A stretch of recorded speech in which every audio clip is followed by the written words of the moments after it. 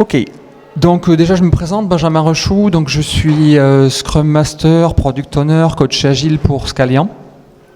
J'ai fait beaucoup de développement dans l'IT et ma première passion, ouais, c'était ça, c'était l'IT, c'était développer. Puis au fur et à mesure, plus ça va et plus j'aime travailler avec les gens et plus je m'intéresse aux gens. Et donc voilà. Donc ce matin, on va parler de Circle of Safety, de l'importance de se sentir en sécurité et de la contrepartie de ça. Donc, avant un petit rappel aux sponsors. Voilà. Donc ils ont été présentés ce matin. Donc on les remercie. Si on est là tous ici et qu'on a tout ce qu'il faut pour le faire, c'est grâce à eux. Merci beaucoup. Donc déjà en préambule, j'ai expliqué un petit peu tout à l'heure pendant le pitch pourquoi je me suis retrouvé à parler de ça. C'est parce que en fait mon épouse a fait un CDD dans une entreprise et en fait elle a des collègues et donc elle avait un collègue par exemple qui était assez maigre et ça lui paraissait un peu bizarre et un jour il lui montre des photos de lui 3 ans avant et en fait il avait perdu bien 10 kilos et puis il était tout le temps malade. Et en fait, le changement est arrivé au moment où il a changé de responsable de service. Et elle s'est vite rendue compte que cette responsable de service, elle mettait beaucoup de pression sur les gens. Pas forcément de manière, j'allais dire, complètement consciente, mais en tout cas, elle leur mettait beaucoup de pression. Et lui, il ne le vivait pas bien du tout. Il ne se sentait pas du tout en sécurité. Et voilà, donc ça a un peu changé sa vie négativement et ça a joué sur sa santé. Et ça m'a fait penser à un livre que j'avais lu, qui est Leaders Eat Last de Simon Sinek, et il parle un peu de ça. Et donc voilà, j'avais envie de vous partager ça avec vous et de voir, on va voir un peu ensemble comment le travail ça peut rendre malade et quel est le mécanisme surtout et qu'est-ce qu'on peut faire contre et voilà. Donc la sécurité au travail. Je pense que ça. Je ne sais pas si ça vous parle ou pas, mais déjà il y a le contexte général qui aide pas. Quand il y a du chômage de masse, bon là c'est un peu en train de se résorber, mais bon, il y a l'incertitude sur l'avenir.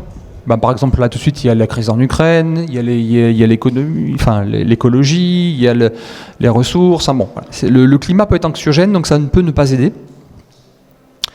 Mais surtout, ce qui va se passer, c'est surtout au niveau de l'équipe, au niveau de l'organisation, de l'entreprise. S'il y a une mauvaise culture, donc par exemple là je parlais d'une chef de service qui pouvait mettre beaucoup de pression sur les gens, ça peut vraiment ne pas aider. Mais on peut avoir au niveau des entreprises des cultures qui vont être plutôt répressives dans le sens, dès qu'il va y avoir une erreur de fait, on va chercher qui est le coupable, d'accord ? Et ça va pas aider du tout, parce que les gens vont avoir tendance déjà à se cacher, mais surtout dès qu'ils vont faire une erreur, ils vont très très mal le vivre. Et souvent dans ces contextes-là, les gens vont pas aider. Il n'y a pas de soutien. C'est-à-dire quand il y a une erreur de fait et que c'est un problème, forcément les gens vont pas aller aider la personne parce que sinon elles vont être associées à ce côté. On va blâmer les gens, on va leur taper dessus. Donc forcément ils vont pas aller aider. C'est logique. Il n'y a pas de souci avec ça. Après, il peut y avoir des contextes, ça peut être personnel. Par exemple, si on n'a pas on se sent pas à l'aise, qu'on se sent pas en maîtrise sur les tâches qu'on a à réaliser. Ça va pas nous aider du tout. On va pas se sentir en sécurité. Après, il peut y avoir aussi des risques qui vont être induits par les changements dans le travail. Donc, par exemple, si on fait une transformation agile, il y a des gens qui vont se sentir à risque parce que, oui, leur travail change. Le contexte change et ils ne se sentent pas en sécurité. Tout ça, ça va nous amener au fait qu'on a un sentiment d'insécurité qui se transforme en stress. Et on en parle beaucoup en ce moment, oui, le stress au travail. Mais ça veut dire quoi le stress ? C'est quoi le stress pour vous ? On va regarder à quoi ça sert le stress. Vous allez vous dire, mais ça sert ? Oui, si c'est dans notre espèce, si on le subit tous, c'est forcément qu'il y a une base. Il y a quelque chose. Et normalement, ça sert. Et à votre avis, ça sert à quoi ? À survivre. Ouais, à survivre, ouais, c'est ça. Pourquoi j'ai mis des gazelles ? C'est parce que les gazelles, la plupart du temps, elles vont brouter très tranquillement, Puis d'un seul coup, il y en a une qui va se relever, qui va analyser que potentiellement il y a un danger. Et là, en fait, le stress, qu'est-ce que ça va faire? Ça va lui amener plus de vigilance, plus de réflexe. Et donc, si jamais elle a besoin de fuir, donc ça c'est l'image d'après, eh bien, elle va être plus performante. Elle va réagir plus vite, elle va fuir plus vite. Et normalement, c'est à ça que ça nous sert à nous aussi. D'accord ? Normalement, ça nous amène, à très court terme, ça amène de l'adrénaline. Et donc l'adrénaline, par exemple, ça va faire qu'on ne va plus du tout sentir la douleur ou quoi que ce soit. Donc par exemple, si vous vous faites agresser physiquement, même si on vous frappe, l'adrénaline va faire que vous allez beaucoup moins sentir les coups. Même si on vous casse la jambe, vous n'allez pas vraiment sentir, vous allez pouvoir fuir. D'accord ? Donc c'est vraiment, il y a un effet physique. Et à moyen terme, l'adrénaline va être remplacée par la cortisol. Et qui va avoir aussi des effets.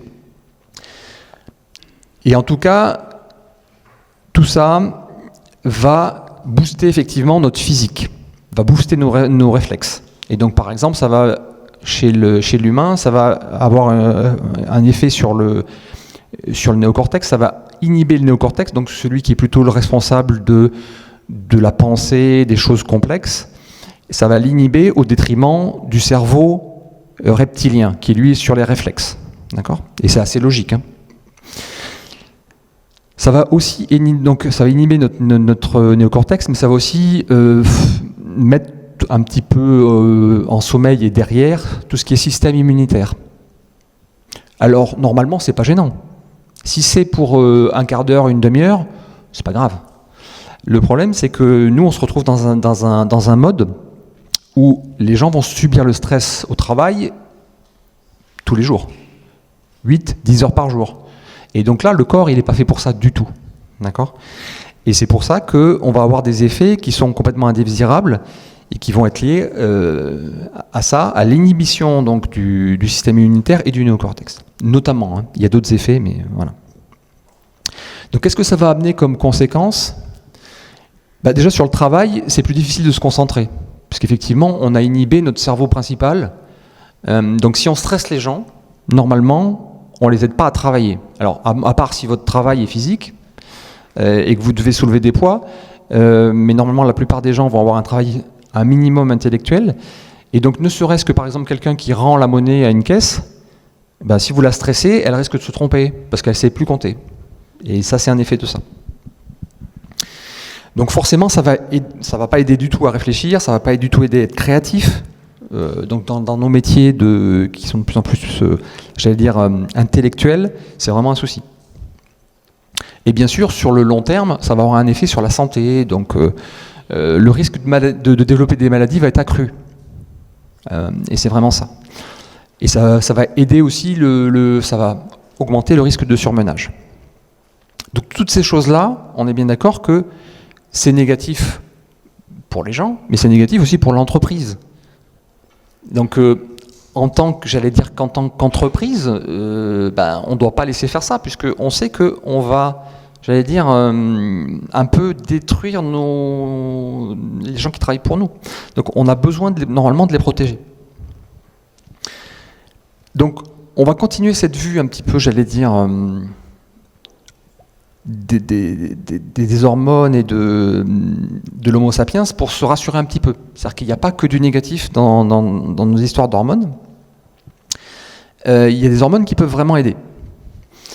Donc par exemple, il y a la sérotonine. La sérotonine, c'est un truc qui est généré, c'est une hormone qui est générée et qui normalement est un peu appelée un petit peu l'hormone du leadership parce que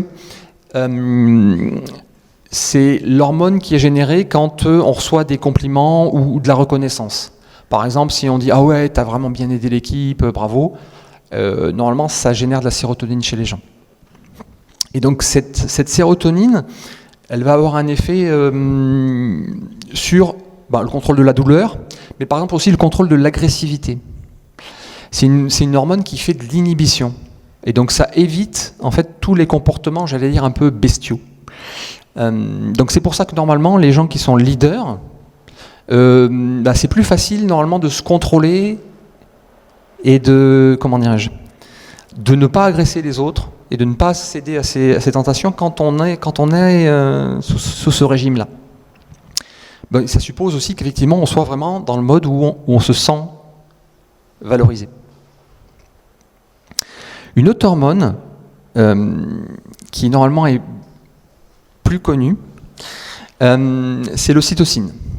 Et l'ocytocine, c'est principalement connu pour les femmes enceintes, à la base. Parce qu'au moment de l'accouchement, donc plus précisément, je crois que c'est au moment où le col se dilate, l'organisme en libère énormément. Pourquoi ? Parce que c'est cette hormone qui est responsable de l'attachement de la maman à son bébé.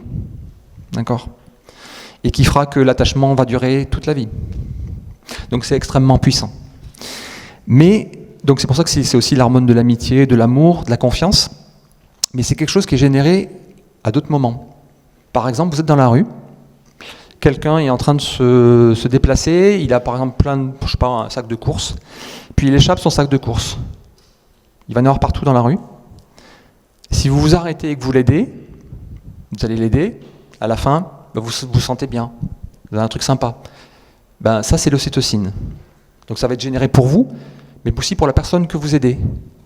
Et si quelqu'un de l'autre côté du trottoir a regardé et a vu, ben, des fois, en fait, il va se dire « Ah, c'est bien ce que vous avez fait ». Ben, lui aussi, il se sent bien parce que c'est l'ocytocine. Et c'est ça qui fait que on est fait pour être des animaux sociaux. C'est cette hormone-là. Donc c'est vraiment ces choses-là qui nous aident à être des animaux sociaux, et donc c'est de ça qu'il faut tirer parti. D'accord ? Parce que toutes ces hormones qui sont positives, l'ocytocine, la sérotonine, elles vont avoir un effet inhibiteur sur les autres, sur notamment le cortisol. Donc on va continuer notre périple un petit peu, j'allais dire, sur c'est quoi l'humain et d'où on vient. Et on va regarder un petit peu ce qui se passe dans le mode préhistorique. Oui, parce que finalement, l'homme préhistorique, c'est nous. Ça a quelques... Enfin, au sens de l'évolution, c'était il y a quelques temps. D'accord ? On est toujours des hommes des cavernes, en fait. On a évolué, on a appris des choses, mais notre corps et notre physiologie fonctionnent toujours pareil. Et à l'époque préhistorique, effectivement, les individus ne pouvaient pas survivre sans le groupe. Je pense que vous le savez tous. Hein. Déjà, pour chasser en groupe, si on peut chasser des animaux qui sont assez gros, c'est uniquement parce qu'on est en groupe. Tout seul, à part des gens extrêmement forts ou extrêmement habiles, ils ne pourraient pas chasser et ils ne pourraient pas y arriver. Mais on a aussi besoin pour la protection. Parce que, forcément, il y a des animaux sauvages qui, eux, peuvent être en groupe, par exemple les loups, ou ça peut être des ours, ça peut être n'importe quoi. Et donc, on a besoin, pour se protéger, de ne pas être tout seul. Puis, il y a un côté aussi, éviter les pièges de la nature. Donc là, ce n'est pas forcément une histoire de force, c'est une histoire aussi d'expérience. Par exemple, est-ce que je dois manger ces baies ou pas ? Il y en a qui sont bonnes, il y en a qui sont toxiques. Comment je fais pour savoir ? Il y a peut-être des gens qui ont déjà testé et qui vont te dire non, celles-là, il ne faut pas les manger. Donc il y a vraiment un besoin d'être en groupe pour pouvoir survivre. Et donc on a ça en nous. Et au passage, donc il y a un contrat social qui va se créer dans le groupe, qui va être que les plus forts vont protéger les plus faibles. Donc par exemple, ils vont protéger les plus faibles, mais ils vont aussi chasser pour le groupe. Et la contrepartie, c'est que à cette époque, les plus forts vont être mieux nourris. Ils vont se nourrir en premier, et ils vont laisser bien sûr aux autres à manger. Mais ils vont être mieux nourris et c'est normal. Et il va y avoir ce contrat social dans le groupe où les leaders ont des avantages, mais leur avantage est proportionné. D'accord ? Et donc tout de suite, vous devez souvent avoir entendu du style « Ah oui, il y a des PDG, ils gagnent beaucoup trop, tout ça ». On n'est pas contre que le leader ait des avantages, mais les avantages doivent être proportionnés. Et surtout, ça doit être en fonction ils ont rempli leur rôle. Et leur rôle, par exemple, c'est de protéger le groupe. Donc si on considère qu'un PDG, oui, il a bien travaillé, il a bien protégé, il a bien aidé le groupe, C'est pas un souci qu'il gagne des millions. Si par contre on considère que oui, il a pris des millions, mais il n'a pas aidé, il n'a pas protégé, il n'a pas rempli son rôle de leader, ben là d'un seul coup ça nous paraît beaucoup plus anormal qu'il ait ces avantages. Au passage, est-ce que vous avez vu la série Viking? Et est-ce que vous vous souvenez de la chose la pire qui peut arriver dans Viking? Non, parce qu'en fait, ça, s'ils passent par le supplice de l'aigle, ils peuvent encore aller au Valhalla s'ils supportent tout sans rien dire. Non, il y a un truc, c'est fini. C'est d'être banni, en fait. C'est ceux qui sont bannis et qui se retrouvent en dehors de... Voilà, ils ne reviendront plus jamais. Ça, il y a un moment, voilà, ils sont bannis, et donc ils leur disent non, vous ne pouvez pas nous faire ça, allez-y, tuez-nous, mais ne nous bannissez pas.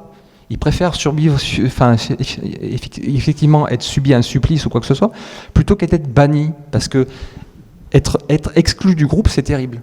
Il ne peut pas y avoir pire. Et en fait, effectivement, dans ces civilisations, il vaut mieux mourir que d'être exclu du groupe. Et donc oui, c'est pour dire qu'on garde encore des choses comme ça en nous. Donc du coup, maintenant, on va parler un petit peu de c'est quoi Circle of Safety.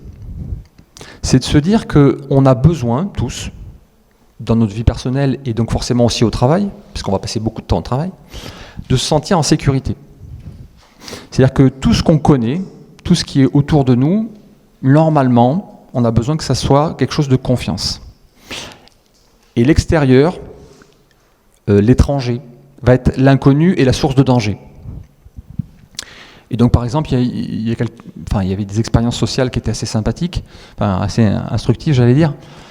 On demande à quelqu'un, tiens, voilà, il y a des gens qui vont t'appeler de différents endroits, et tu vas nous dire s'ils te paraissent sympathiques ou pas. Et on lui dit, tiens, la première personne, elle appelle, par exemple, de Sofia, là. Puis après, il y a une autre personne qui appelle de Marseille, puis une autre qui appelle de Paris. Et donc, en fait, même si c'est la même personne qui appelle, plus on pense qu'elle est loin, et plus on va penser qu'elle est moins sympathique.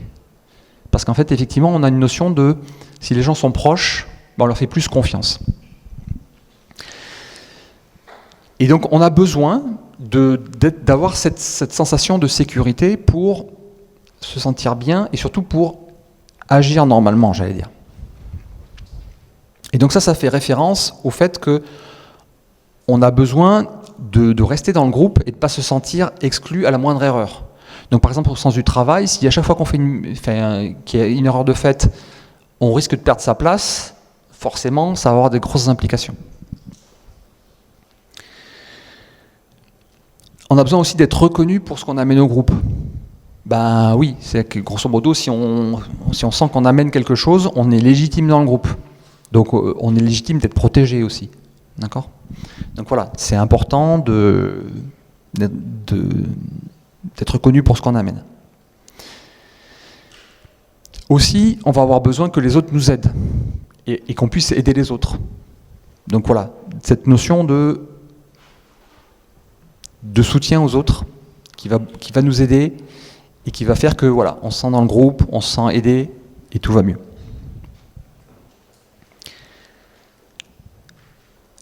Comme je disais tout à l'heure, c'est le côté aussi où, si en cas d'erreur, on a besoin d'être aidé plutôt que blâmé, d'accord ?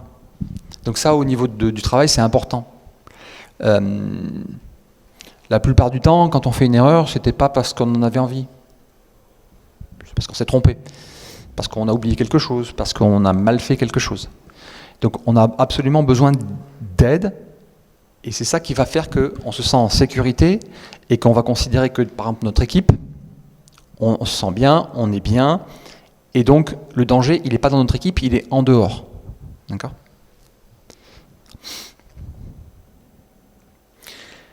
Et c'est que dans ce cadre-là, si on se sent en sécurité, qu'on va pouvoir innover, prendre des risques. Et aussi, pour l'agilité, être transparent et honnête. D'accord ?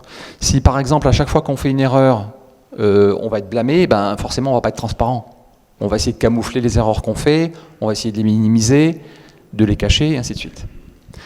Donc c'est pour ça qu'on ne peut pas travailler comme il faut et mettre en place de l'agilité si on n'a pas ce sentiment de sécurité. Et donc ce cercle, s'il se restreint à l'individu, c'est que vous avez un problème au travail. Normalement, vous devez vous sentir en sécurité, au moins dans votre équipe. C'est encore mieux si c'est au niveau du service, et c'est encore mieux si c'est au niveau de l'entreprise. D'accord ? Mais souvent, c'est plus difficile. Et en tout cas, ce qui va être important, c'est que justement, l'entreprise, si elle crée une culture forte, qui promeut ces valeurs d'aide, de non, j'allais dire, ne pas, de chercher plutôt la solution au problème plutôt que qui a causé le problème, et ainsi de suite. Forcément, on va développer cette notion de sécurité et on peut arriver à un moment où c'est toute l'entreprise qui est considérée comme notre zone de confort et de sécurité. Et à l'inverse, si c'est pas du tout dans la culture de l'entreprise, ça va peut-être se restreindre uniquement à l'équipe. Et des fois, même au niveau de l'équipe, ça ne sera pas. D'accord ? En tout cas, toutes ces choses-là, normalement, c'est des conditions nécessaires pour que les personnes puissent travailler à leur... ce qu'il appelle Simon Sinek, le natural best. D'accord ? C'est-à-dire qu'on ne cherche pas à ce que les gens deviennent ultra performants en les entraînant, on cherche juste à ce qu'ils puissent donner le meilleur de leur-même parce qu'ils se sentent bien.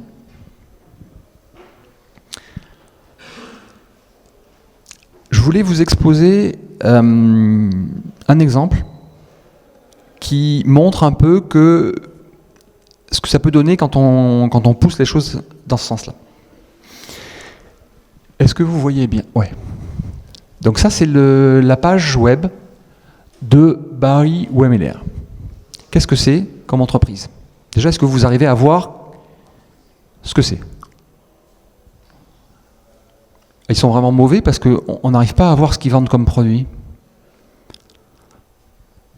Non, en fait, c'est parce qu'effectivement, c'est leur but.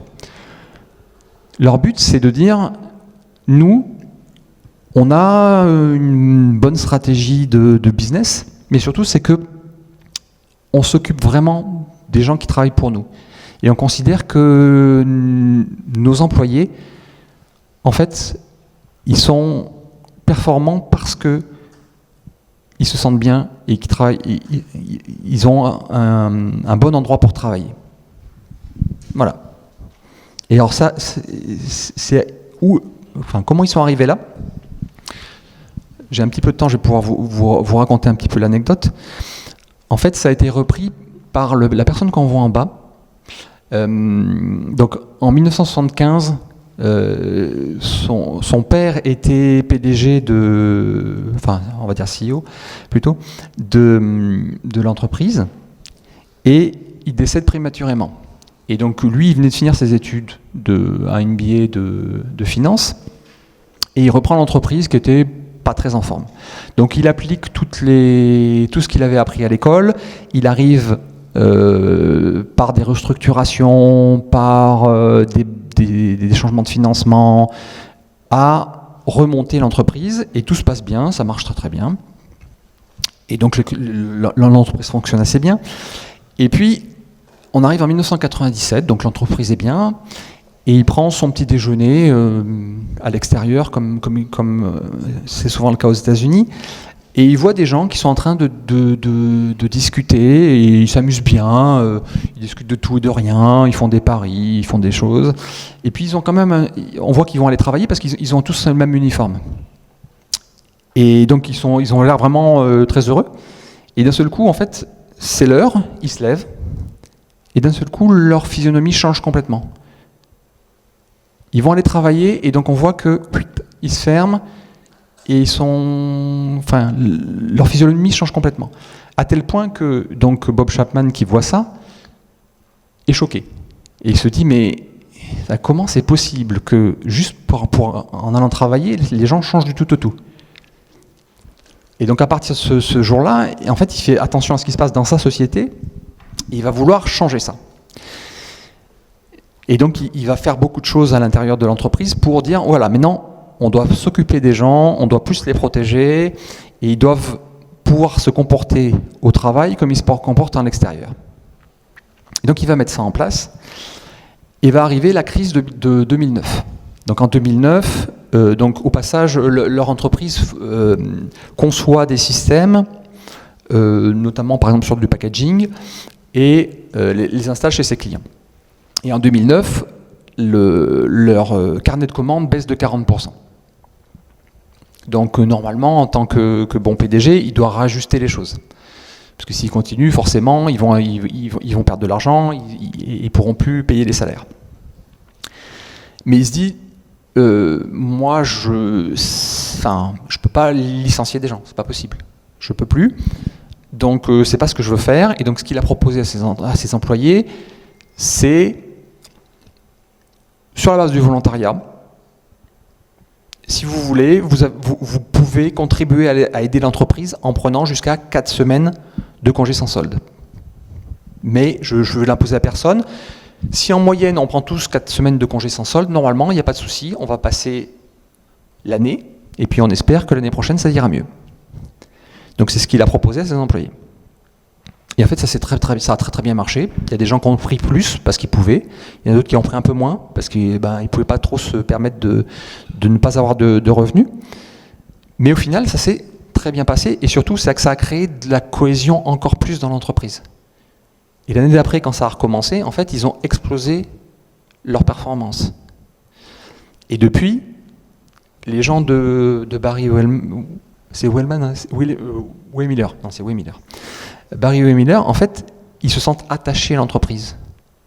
Et ils ont beaucoup moins de turnover qu'ailleurs. Et les gens ne partent pas parce qu'ils vont gagner 2 ou 3 000 $ de plus à côté. Ils partiront que parce qu'ils en ont vraiment. Enfin, ils sont un peu contraints. Et surtout, c'est que soit pour avoir quelque chose de beaucoup mieux. C'est juste pour dire que quand on protège les gens, forcément, ils se sentent attachés. Et c'est normal. C'est ce qu'on a vu avant.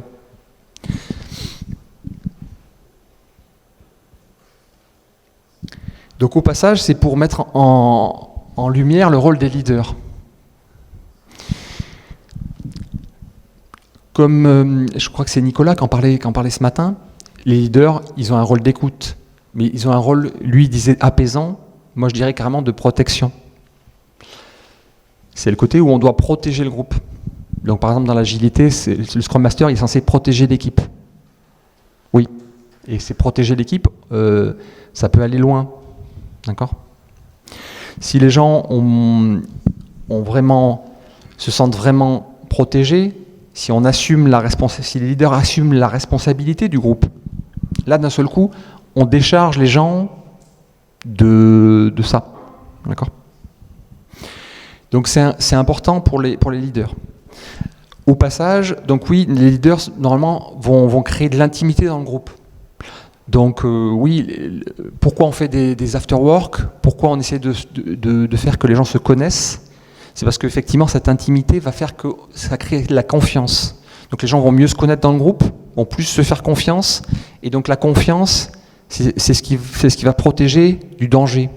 Si on fait confiance dans ses, partenaires, dans les gens avec qui on travaille, oui, on va se sentir protégé. Ça, c'est naturel, c'est normal. Donc c'est pour ça que finalement toutes ces activités hors travail, oui, c'est pas simplement pour tiens, on va s'amuser. On fait plus que ça. Au passage, oui, s'intéresser à la vie privée des personnes. Ça, les leaders, en fait, passer du temps à la machine à café à discuter avec les gens, c'est du travail. Ça a l'air de rien, mais c'est du travail.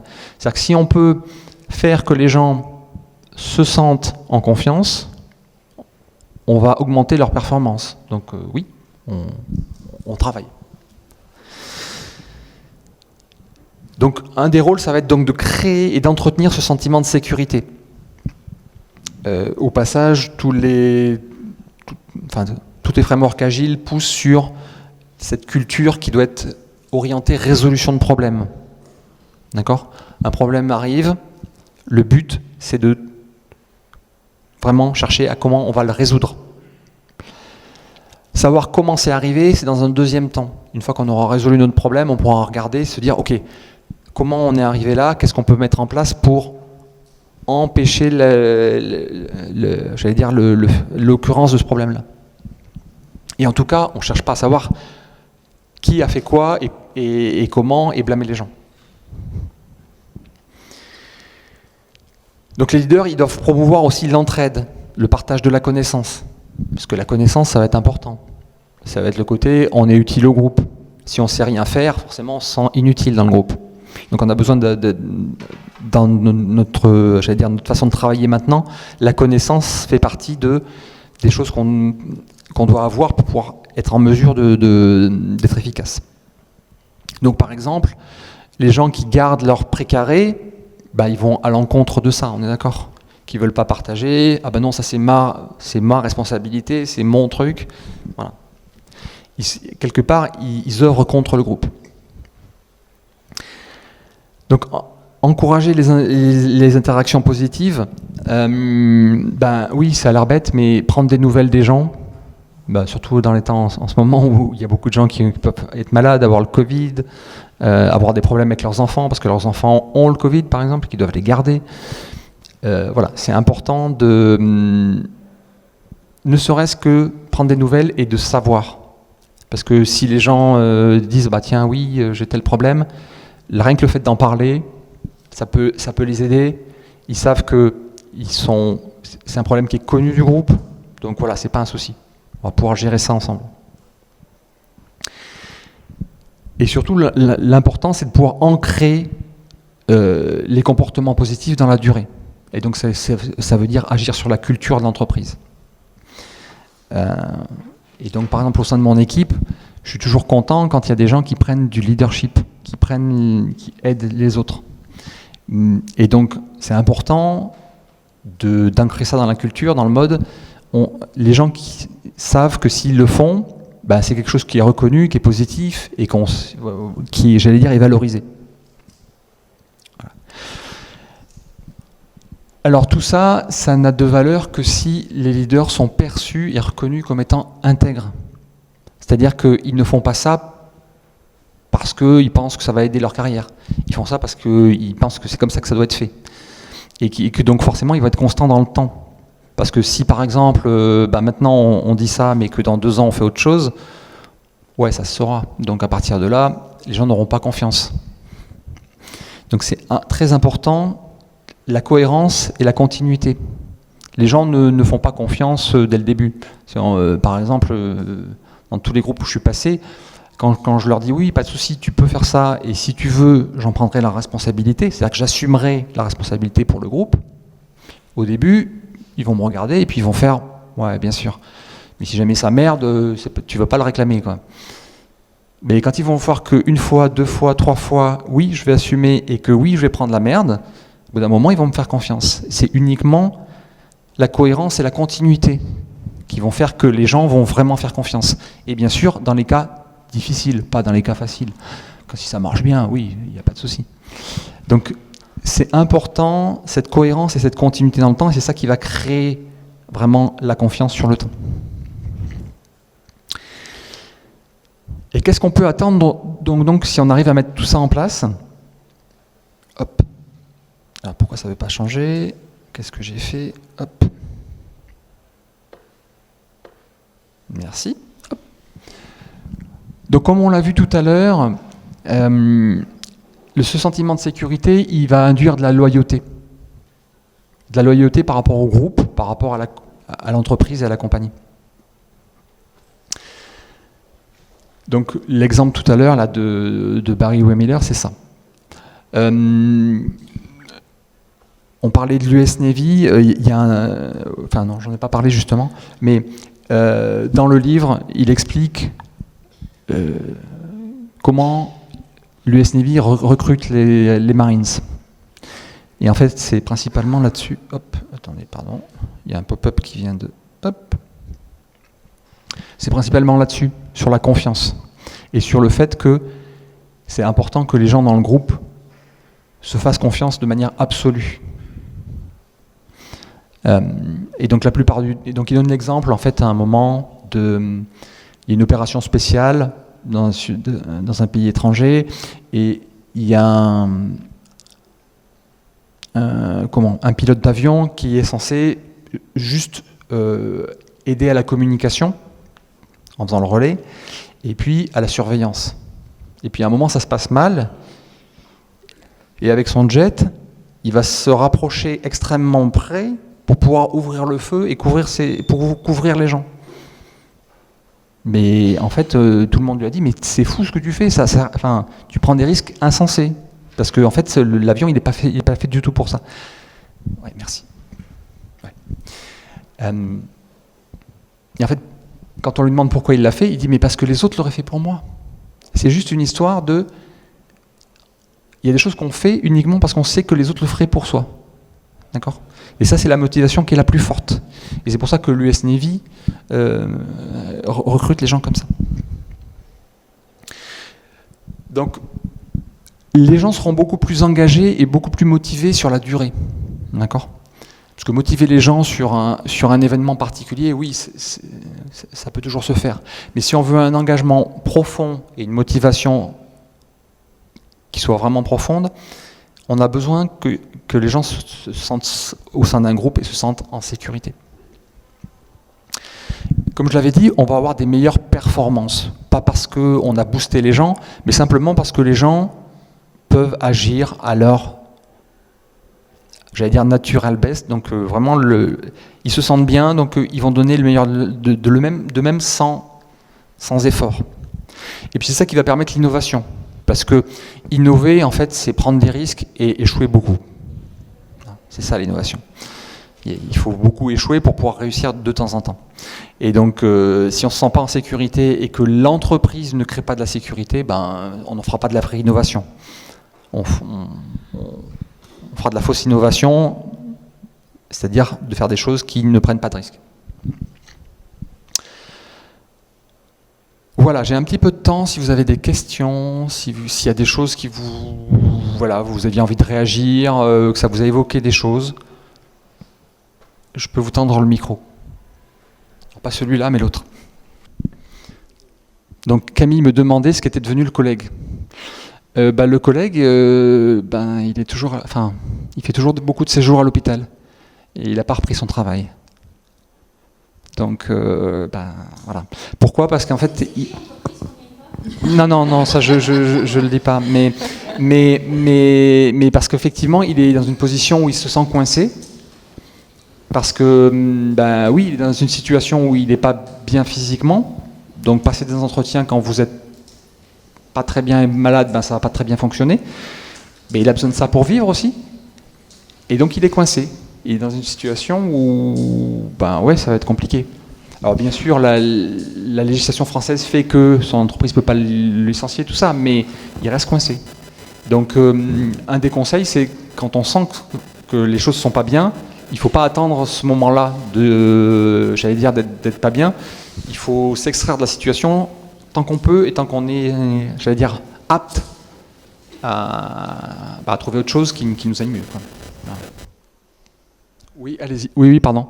Bonjour, je suis Cathy. Je voulais savoir comment on peut mettre en sécurité les personnes qui sont à distance, parce qu'aujourd'hui, l'évolution de la société fait qu'il y a beaucoup de personnes qui sont à distance. Ouais. On va dire que même dans le monde entier, pas spécialement. Donc, comment peut-on organiser ce changement de sécurité ? Ça, c'est une vraie question, ça c'est sûr. Déjà, la distance, ça n'aide pas. C'est ce que je disais tout à l'heure. C'est le côté où, normalement, on fait moins confiance aux gens. Donc ça veut dire que, déjà, il faut se connaître en physique. Je pense que c'est important de pouvoir se rencontrer de temps en temps.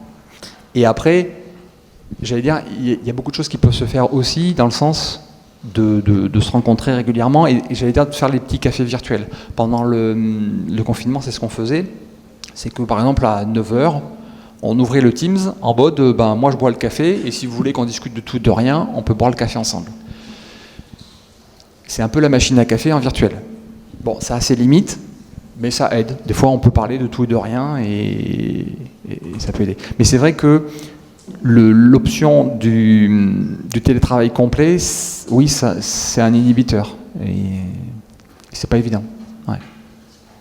Moi, personnellement, je suis content d'avoir... Il reste juste 5 minutes, c'est ça ? Ok, merci. Moi, je suis content de pouvoir faire un peu du mixte. Et le 100%, moi, je me sens pas encore apte à ça. Oui, allez-y. En 2020, lorsqu'on a eu le Covid, on est passé par un moment de full télétravail, je m'occupe de communauté chez un pratique. Et on a eu comme ça une grosse montée de stress. Dans les communautés pratiques, on a mis en place justement, en plus de nos réunions de communauté où on se retrouvait pour discuter d'un sujet qui nous intéresse, qui nous passionne, on a mis en place des copies par les produits virtuels. Il faut savoir que lorsqu'on voit quelqu'un qui mange ou qui boit à côté de soi, on a une baisse justement du cortisol. C'est une réaction physiologique parce que lorsqu'il est en train de bouffer à côté de vous, ça veut dire qu'il n'y a pas beaucoup manger. C'est le cerveau Merci, Justine. Le simple fait de se voir et de vraiment montrer l'acte, de manger, de boire, de sourire, ça a amené des contractions qui nous a permis de tenir. Et pour beaucoup de collaborateurs sur le temps des chasses, les communautés pratiques chez nous sont devenues un refuge. Lorsque c'est passé, lorsqu'on s'est retrouvés, lorsqu'on se retrouvait physiquement, c'est assez marrant parce qu'on s'est remis à manger ensemble. On s'est remis à prendre un café, prendre un petit goûter, n'importe quoi. Parce que c'était cette communion qu'on avait retrouvée, c'était un espèce de signe de reconnaissance de dire oui, tout va encore bien. C'est une petite quelque chose, ça ne suffit pas. C'est-à-dire que si à côté de ça il y a des tensions, si à côté de ça il y a des craintes, ça ne marche pas. Mais c'est une façon d'ancrer et d'incarner la confiance. Et ça marche encore avec les collaborateurs qui sont toujours en Inde, qui n'ont pas eu la chance de les rencontrer en vrai, mais ça marche quand même. Merci beaucoup. Merci. Oui, j'ai une question. Par contre, j'ai une autre question. Dans le rapport Aristote en 2015, Google a fait une étude sur la psychological safety et a démontré que c'était la clé pour la performance de ces équipes. En fait, c'est le niveau 0. Ils ont montré 4 ou 5 niveaux de comment rendre ces équipes performantes. En fait, si on n'a pas ça, on n'y arrive pas. En 2022, Amy Edmondson a sorti, en janvier ou en février, je ne sais plus, a sorti un papier, une étude, donc Amy Edmondson fait partie des figures de la psychological safety, sur le fait que les équipes, comment je peux dire ça, diversifiées. Donc typiquement, on agit dans safe, des équipes où on a un DevOps, un Ops, un Dev et autre chose. Ne pouvaient pas passer au-delà de leur performance usuelle d'équipes non diversifiées si elles n'avaient pas d'abord cette psychological safety. On commence à avoir un certain lot, une certaine masse de données scientifiques qui prouvent qu'on doit passer par là. Et pour autant, j'ai encore du mal à le justifier, à l'expliquer, à écouter là-dessus. Je voulais savoir ce que vous en pensiez. Est-ce que vous êtes confronté à ça? Est-ce que parfois on ne prend pas un peu ce sujet-là à la légère? Mais il y a plein de choses comme ça qui sont prouvées scientifiquement et qui ne sont pas appliquées. Hein, ça c'est. Est-ce que vous avez vu la vidéo du Candle Problem? Non. En fait, c'est un TED d'un Américain. J'ai perdu son nom, mais si vous cherchez Candle Problem sur YouTube, vous allez tomber dessus. C'est vu des millions et des millions de fois.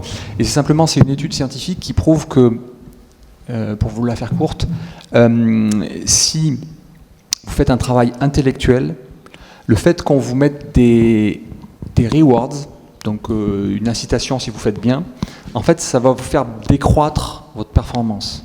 Par contre, si vous êtes un travailleur manuel et que vous avez des choses manuelles à faire, si on vous donne une reward, si vous en faites plein, oui, ça va vous faire plus travailler et mieux travailler. Mais c'est faux pour les travaux intellectuels. Et cette étude, elle date des années 80-90. Et donc 30 ans après, on n'a toujours pas pris en compte ça. Et dans à peu près... Voilà. Qui, dans son entreprise, n'a pas de bonus individuel? Ouais, c'est facile. Enfin oui, ça existe très très peu. Enfin, voilà. Vous êtes des exceptions. Il y a toujours des bonus individuels. Et pourtant, je pense que à peu près tout le monde, là dans la salle, doit être un travailleur dit intellectuel. Je ne pense pas que vous tourniez des boulons toute la journée. Voilà. Et donc ça, c'est un fait scientifique. prouvé par des études extrêmement, comment dire, étoffées. Hein. C'est pas un mec dans un couloir. Non, c'est l'université, c'est une université américaine qui a fait ça sur 3-4 ans, sur des milliers de personnes. Mais ce n'est pas toujours pas appliqué. Donc oui, il y a toujours un décalage entre, j'allais dire, le savoir et le fait qu'on l'applique dans la vraie vie. Encore 2 questions. Pardon? Candle problem. Candle comme la bougie. Parce qu'en fait, vous verrez, enfin, il explique assez bien. En fait, c'est quelque chose de c'est un problème qui est très simple, mais qui demande de la créativité. Et donc, si on stresse les gens, on inhibe la créativité, c'est ce que je disais tout à l'heure. Et donc, à partir de là, ils ne trouvent pas, alors que s'ils ne sont pas stressés, ils vont trouver tout de suite. Voilà. Une question encore, oui. Oui. Je ne sais pas si ça marche. Il ne marche pas? Bon, on vous écoute. Oui, parlez fort. Ma question, en fait, c'est comment faire pour créer justement ce climat de sécurité au sein des équipes quand, au niveau de la direction et des postes importants, il y a une culture du blâme, en fait, qui existe, du c'est bien, c'est pas bien, et que malheureusement, les gens ne démordent pas de ça et sont vraiment dans cette culture. Moi, où je suis passé, la seule solution, c'est de prendre soi. Parce qu'en fait, c'est de prendre pour soi. C'est ce que je disais, c'est d'assumer la responsabilité. C'est grosso modo, c'est de dire, ok, il y a un moment où ça va être moi qui vais prendre, d'accord? Oui, en tant que responsable. Et de dire, voilà, ok, oui, il y a une connerie qui a été faite dans mon équipe, donc c'est de ma faute. Donc si vous avez quelqu'un à virer, c'est moi. Voilà. Déjà, vous mettez les choses au point, et que ce ne soit pas les gens. Voilà, c'est ça. Voilà. Et après, souvent, en fait, la chaîne du haut va dire, oui, mais on sait que c'est pas toi. Oui, d'accord, mais c'est pas grave, c'est moi qui suis responsable. Et donc en fait, là il y a un côté, oui, mais c'est pas toi vraiment le problème, tu vois, donc on va pas te virer, alors que c'est pas toi le problème. Souvent c'est ça qui s'est passé. Mais après c'est de poser la question, mais en quoi c'est important? C'est important que ce soit Paul ou Jacques qui ait fait l'erreur? Ça change quoi? D'accord? Donc c'est essayer de retourner et de montrer que ce qu'on a besoin, c'est pas de savoir qui a fait l'erreur, mais d'avoir une solution au problème et de corriger le problème et aussi de mettre en place ce qu'il faut pour qu'on ne retombe pas dans ce cas-là. Donc en fait, il faut juste arriver à expliquer ce que c'est que quelque part la culture de problem solving et pourquoi elle est plus performante. D'accord? Parce que finalement, si tout le monde perd son temps à se justifier, de dire non, c'est pas moi qui ai fait l'erreur, bon, on n'a pas gagné de temps, quoi. C'est le seul moyen, parce qu'effectivement, il y a beaucoup d'endroits où on est encore dans cette culture-là, oui. C'est évident, oui, malheureusement. Je pense que c'était la dernière question, c'est ça, Frédéric? Ok. Vas-y. Donc oui, c'est l'heure du lunch. Hein. Bravo.